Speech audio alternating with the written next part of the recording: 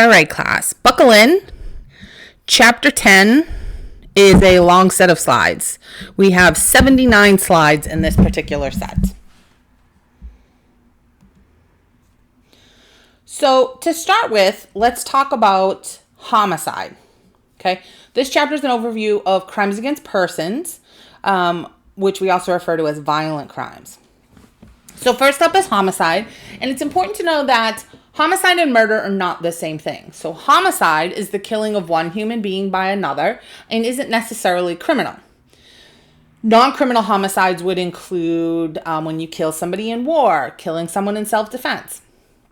Murder is a criminal homicide, and it causes the death of another person without legal justification or excuse. Oh, our slides are going to do this. Okay, so first degree murder is premeditated murder that involves malice aforethought. The key here is that there is some passage of time between your preparation to kill and the actual kill. Now that can be short. Premeditation can be formed in a matter of seconds. Some behaviors that would indicate that a crime was premeditated would include someone who lies in wait, or if you got up, you went into another room to get a weapon and then came back and killed somebody. Second degree murder is a crime of passion. The intent and the act occur almost simultaneously. And negligent homicide is where there is no intent to kill, but someone either was negligent or reckless and that has resulted in the death of someone. So something like a drunk driving death. Now, another type of murder is felony murder, and this is a special category of murder. This is when somebody is killed while you are in the process of committing a felony. You don't have to be the person who causes the death, but if you're engaged in that felony, you can be charged with felony murder. And felony murder is generally first degree murder in most states. Now, one thing we want to talk about when it comes to murder, and this also applies to assault to a certain degree, is the subculture of violence. So remember, we talked before in a prior chapter about subcultures. So subcultures are part of a larger culture, and they have some beliefs and characteristics in common with the larger culture, but there is something there where they share norms and values. Now, in terms of the subculture of violence, this is a group of people that believe not only is it okay to respond to some things with violence, but that it's actually mandatory, that in some situations you have to respond with violence. Now, folks who belong to this subculture share similar socio-demographic characteristics, and often victims and offenders know each other in these particular types of homicides.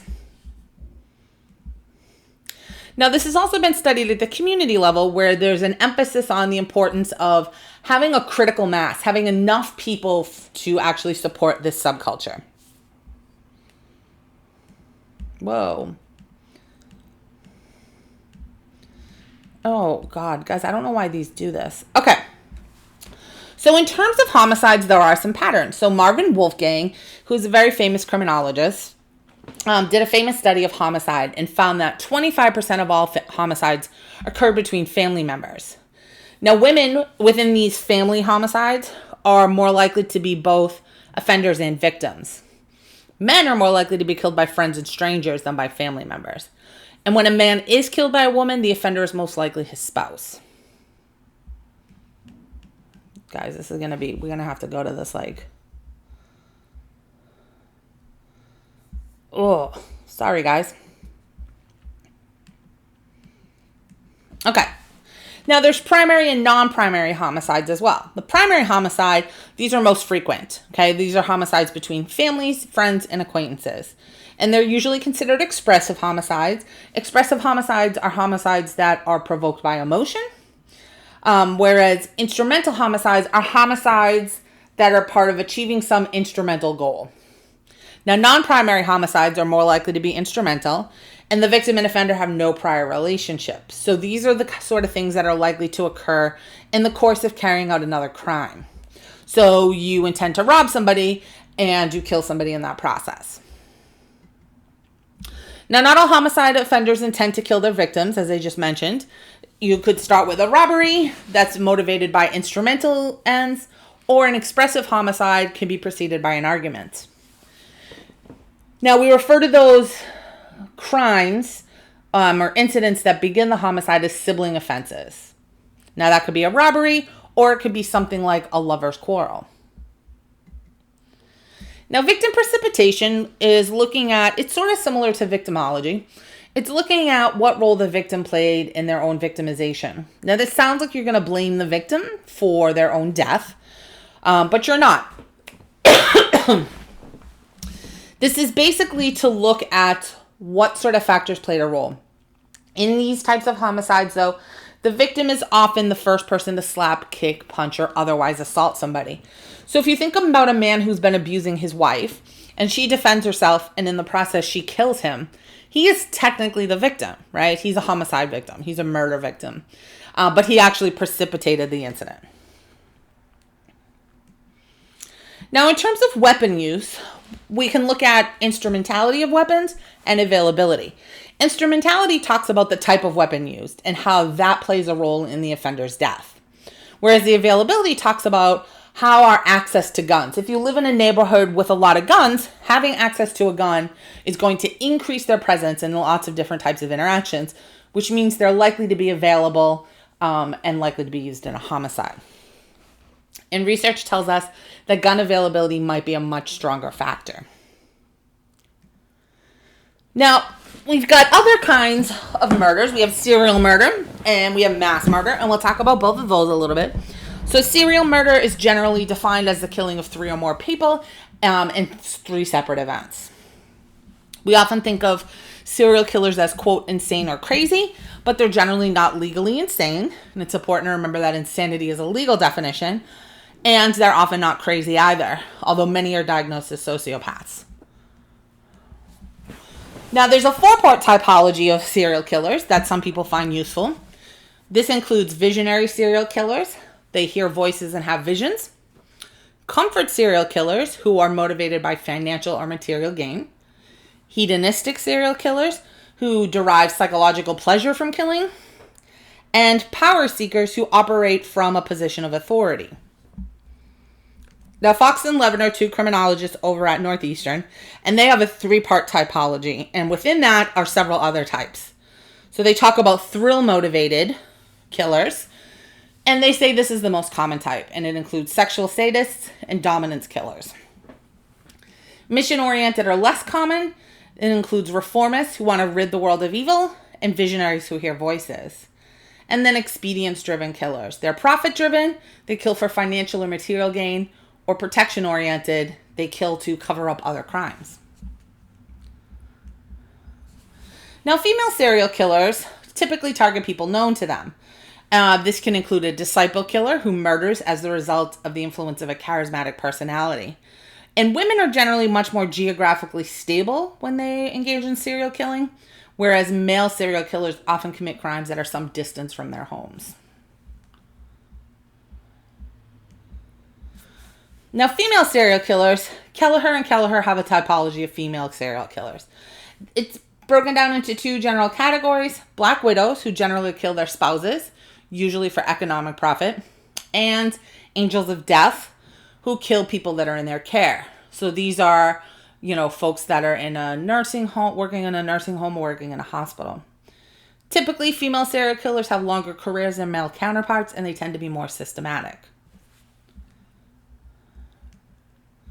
Now, apprehending serial killers is very difficult, and there are many operating in the United States at any given point, and we often don't even know they're operating. The characteristics that are common amongst them also allow them to continue killing in the community long enough to be considered serial killers. Now, mass murders is the illegal killing of 3 or more people in a single event or during a short period of time. So when we think about school shootings, or we think about the Las Vegas shooting, they can be both small scale or large scale. They can be politically motivated or personally motivated. These tend to surprise victims, though. Okay, they often attack in everyday locales that are considered safe. Now, sometimes we refer to them as random mass murders, and that's because they are not necessarily target specific. And they're difficult to predict, and they appear to occur randomly. but they're probably not random from the perspective of the perpetrator. Now, Fox and Levin have a four-part typology. It's based on motive, revenge, love, profit, and terror. And most mass murderers are neither madmen nor crazy. Now, there's several factors that can contribute to mass murder. There are these long-term stable preconditions called predisposers. There's catalysts, things that sort of ignite the incident. We call those precipitants. And then facilitators. Those are the conditions in any given situation that increase the likelihood of this violent outburst. Now, mass murderers do usually choose targets with some significance for them, and most target specifically chosen victims. These guys are much easier to apprehend, though, because they usually are caught at the scene, or they often commit suicide at the scene. Now, moving on to another category of crime is rape. And in 2012, the FBI changed their definition. This didn't change the definition legally. It changed it in terms of how we're counting and recording and collecting data on it. So prior to this, data in the UCR on rape prior to 2012 is only on rape of women. Now there's a gender-neutral definition, which is the penetration, no matter how slight, of the vagina or anus with any body part or object, or oral penetration by a sex organ of another person without the consent of the victim. Now, the UCR has both, and NIBRS both have rape and attempted rape. The UCR does not include statutory rape, but NIBRS does. One thing to think about is this is a highly underreported crime, so any police data on this is not going to really reveal the true incidence, the true frequency with which this crime occurs. Now, feminist perspectives on rape have some common elements. Generally, they're looking at this as a social construct, and rape is seen as an act of power or domination. So it's not done for sexual satisfaction, it's done for power and control. And feminist theories on this also talk extensively about rape culture. Rape culture is the idea that male aggression is seen as normal, and women are often blamed for their own rapes. So we'll often hear people say, well, what was she wearing or what was she doing? Now, psychopathological perspectives are based on two assumptions. One is that rape is the result of some mental disease, and it often includes an uncontrollable sexual impulse. Now, in terms of typologies, under this perspective, power rape is the most common. The rapist doesn't set out to harm the victim, and these attacks are generally planned. Anger rapes are when victims are attacked in anger. The attack is usually impulsive, and there's not really much in terms of prior planning. Now, the rarest type is often the cruelest type as well, and that's sadistic rape. It involves a combination of power and anger motives, and often involves torture. Now, there's also this evolutionary biological perspective, and it's rooted in sexual selection, which is an offshoot of natural selection, and it's the idea that certain traits perpetuate not because they're related to survival, but because they increase the attraction of mates or the defense against competition over mates. And this idea is mainly applied to men. Now, this perspective sees rape as an adaptation, that there must be something about rape that allows that to continue to be passed on. Of course, this implies that rape is genetic and natural, and it's severely criticized for that. It's kind of stupid. Now, Goff has a three-part typology. The anger rapist, which is about 40% of rapes. These are men who attack in anger. They're usually impulsive with no prior planning and often quite brutal. Hey, this is literally what we just went over. Why is this slide in here twice? Okay. Power rapist is 55% of incidents, and sadistic rapes are 5% of incidents, as we just talked about a few slides ago. Now, Hazelwood and Burgess have a typology based on motivation, power assertive, power reassurance, anger retaliatory, and anger excitation. Stevens' typology is based on motivation, and he found that lust was not a secondary factor, but actually a primary factor for some rapists. For most rapists, they use just the amount of force necessary to get the victim to submit. Now, in cases involving extreme violence, the violence would have occurred regardless of how much the victim resisted. And that is because those rapists are getting off on that extreme violence. Now, this kind of flies in the face of advice that's often given to women that should they find themselves in a position where they're being assaulted, that you should not fight back because it could become more dangerous for you.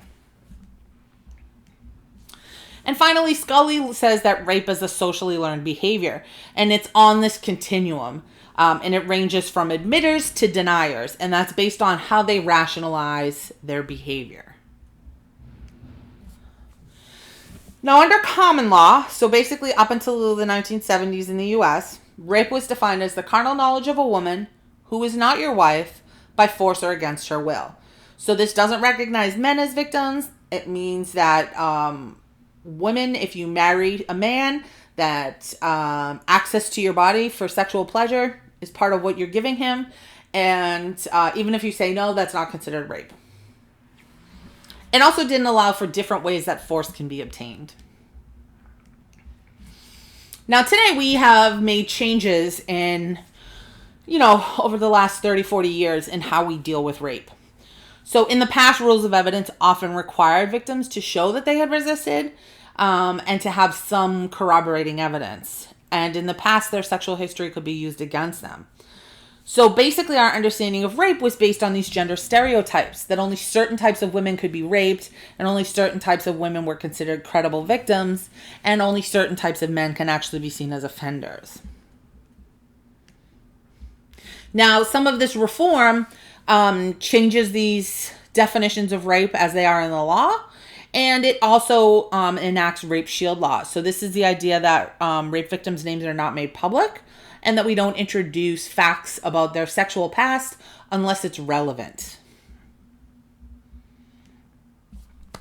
Now, your book talks about 3 types of rape, and I'm not really satisfied with how they go about talking about this. This is my area of expertise. I think we need to get away from calling things acquaintance rape or date rape, because that is what the overwhelming majority, and I mean somewhere around 90% of rapes, occur between 2 people who know each other. Now, that may mean that you've known them less than 24 hours, you just met them somewhere, but they're not generally strangers. So we often call this acquaintance rape or date rape. Date rape implies you are on a date when it happens. But this is a massive issue, and it's an issue of huge concern. Now, as I mentioned, also up until around, I think, 1976, you couldn't prosecute a man for raping his wife. That is now illegal in all states.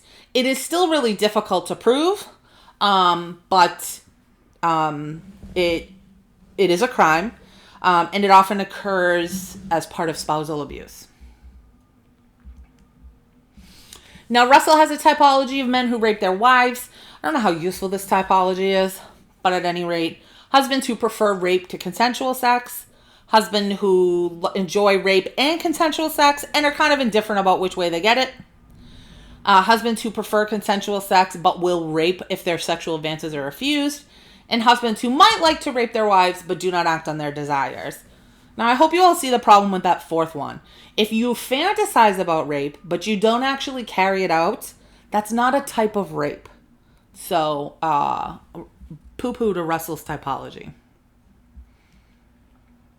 Now, they also talk about rape within prison. And in 2003, the Prison Rape Elimination Act, PREA, is enacted.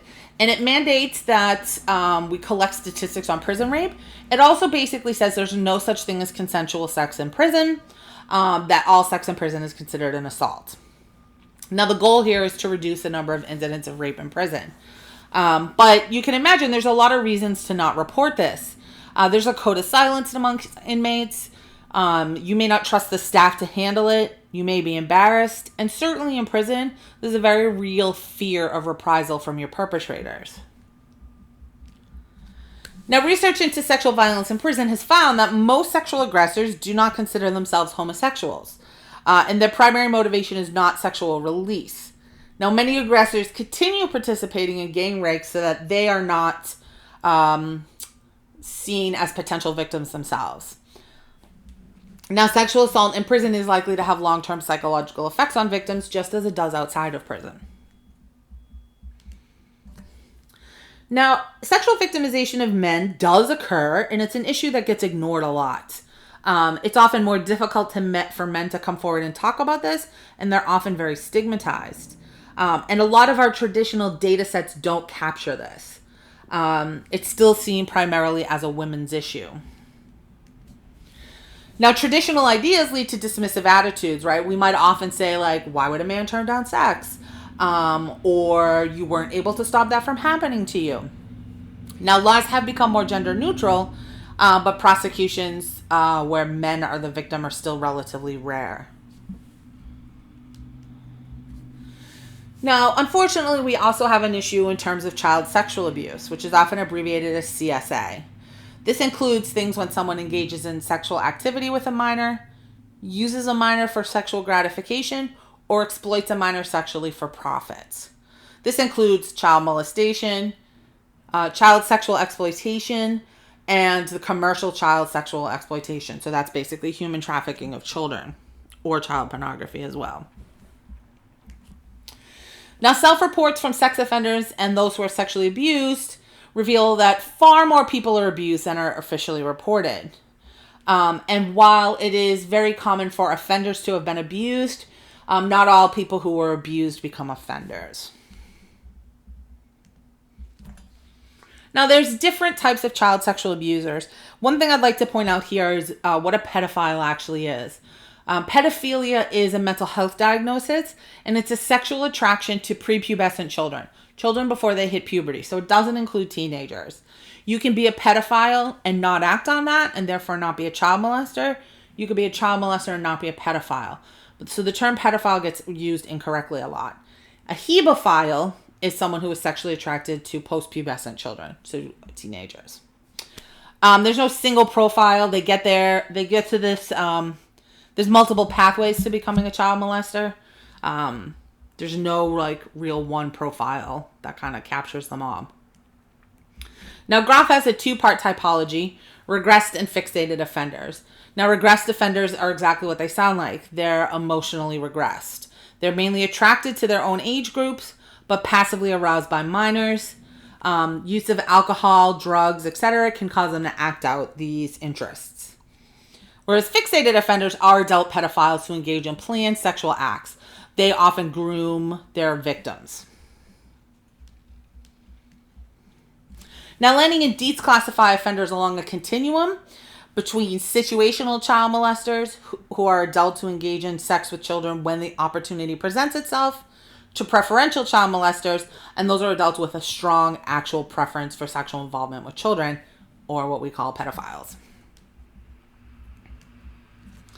As I mentioned, most victims of child sexual abuse do not become child molesters. And childhood sexual victimization, when accompanied by other types of abuse, could contribute to them becoming a perpetrator later in life. Now, there's also the commercial sexual exploitation of children, which is often abbreviated as CSE. This is where an adult victimizes a child sexually for profit. So that includes prostitution, and creating and trafficking in child pornography. Now, we can see here registered sex offenders by state. This is obviously going to be some data and information, and this map is really hard to read. So if you actually want this information, I suggest you open the page in your book where you can see it a little bit better. Now let's move on to robbery. It's important to know that robbery and burglary are two different things. If you come home and someone was in your house, you have not been robbed, you've been burglarized. Robbery involves a face-to-face confrontation and the threat of force. Now, it's a violent crime because it involves threat of force, but it's also a property crime because the purpose is to take your property. And it's often classified by where it occurs: on the street, in a residence. A residence doesn't really make sense because that's a home invasion, commercial settings, etc. So a home invasion robbery is a burglary where people are home, and so it's both a burglary and a robbery. Now, this obviously carries the threat of death or lethal injury, and it accounts for about half of all felony murders. So about half of felony murders start off as a robbery. The most frequently used weapon is a firearm, and then even within firearms, it's a handgun. Now, most robberies don't involve a lot of planning. Someone's got a direct need for cash, and that's connected to not a need for basic necessities, but rather a hedonistic lifestyle. So you want to have a lot of things, and this is how you're going to finance that. Now, the economic motivation behind robbery, as I said, is not genuine financial hardship, even though people will often tell you that.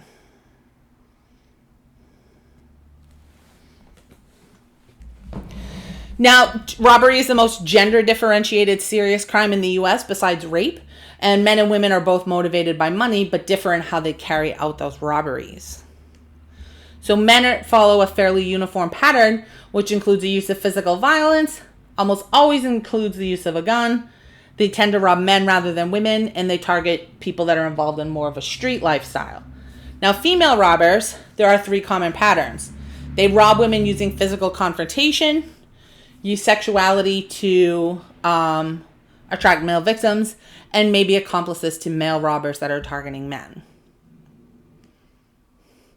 Now, aggravated assault is an unlawful attack by one person upon another, whereby you're using a weapon or displaying it in a threatening manner. And it's more serious than simple assault. Simple assault usually doesn't result in any type of injury. Now, the typical offender for this is similar to a homicide offender. Young, male, poor, black. Also people with prior arrest records and offenders with little offense specialization. These are generally spontaneous. Now, this is a crime that's distinguished based on whether or not they involve an injury. So aggravated versus simple. Victims and offenders are equally likely to be strangers or non-strangers. But that relationship is differentiated based on gender. So men are slightly more likely to be assaulted by strangers, and women are more likely to know their offenders. Now, simple assaults are also more likely to involve non-strangers.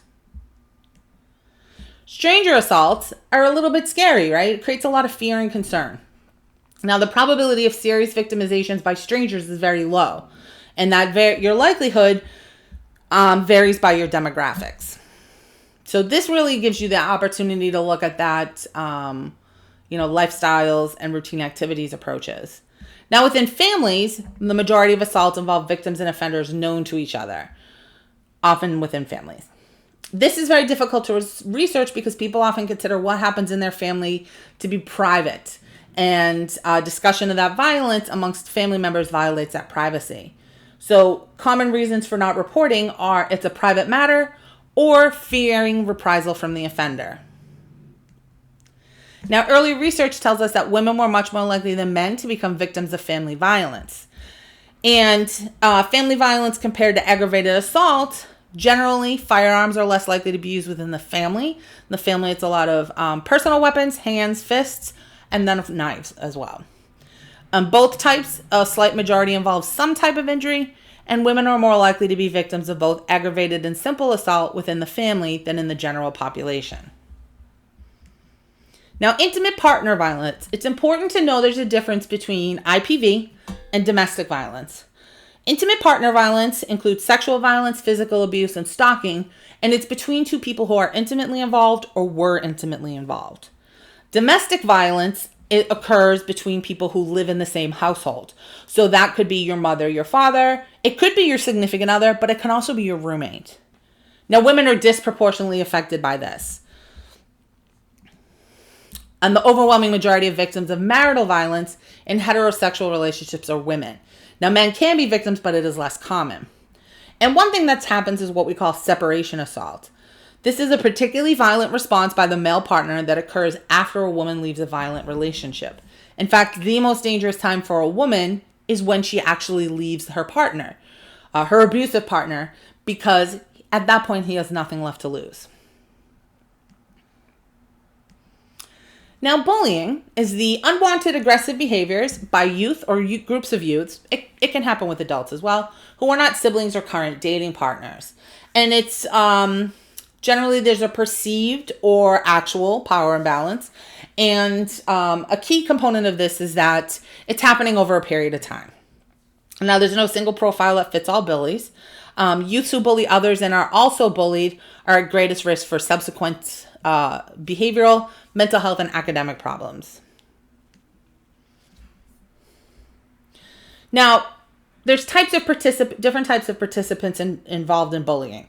There's people who want to bully and initiate, people who take an active part but don't initiate, people who are supportive or passive bullies, passive supporters and possible bullies, disengaged onlookers, possible defenders, and active defenders. Now, awareness of this problem has really increased probably in the last 10, 15 years. There's a lot of programming in schools that aims to decrease bullying. Potential bullies are deterred more by threats from parents and schools than from actual punishment from the police. Now, bullying can also take place in the cyberspace. That sounds weird. This is the use of electronic communication to harass and threaten others. Again, it's repetitive. There's an intent to harass and threaten. There's physical, emotional, or psychological harm, and an imbalance of power. Now, the most common use for this is cell phones, and it does vary by gender. So women are at greatest risk, and they're also more emotionally affected by cyberbullying. And finally, we have workplace violence. Workplace violence is all of these different types of violence, but they're committed against people who are at work or on duty. This can be a situation where you're at work and someone comes in to rob it. It could be by virtue of the type of work you do that puts you at higher risk for that. So, for example, police have the highest rates of workplace violence, while college professors have the lowest rate of workplace violence. There's several types here. Type 1 is violent acts by people who have no connection with the workplace. Violence directed at employees by customers, clients, etc. Violence against coworkers by a present or former employee. And violence committed by someone who doesn't work there but has a personal relationship with somebody else who works there. When I was in my PhD program, there was a girl in our program whose husband had threatened her. We had to lock down our building so that he wouldn't have access to get in there. Now, hate crimes. Hate crimes are crimes motivated by bias based on someone's actual or their perceived race, color, religion, national origin, ethnicity, gender, or sexual orientation. Now, beginning in 1990, we've started collecting data on crimes motivated by this. Hate crimes also generally get a sentencing enhancement. If you can prove that an assault is motivated by hate, you would get the punishment for the assault, plus what's called a sentencing enhancement, some additional time if they can prove it's motivated by hate. Stalking is a course of conduct directed at a specific person. It involves being near them, right? So physical proximity or visual proximity, non-consensual verbal communication, or implied threats. And the issue here is that it causes a reasonable person fear. This is illegal everywhere in the U.S., and it's a repeated pattern of behavior. There are rejected stalkers, intimacy-seeking stalkers, stalkers that are incompetent suitors, resentful and motivated stalkers, and predatory stalkers. And finally, we can also use technology to cyber stalk somebody.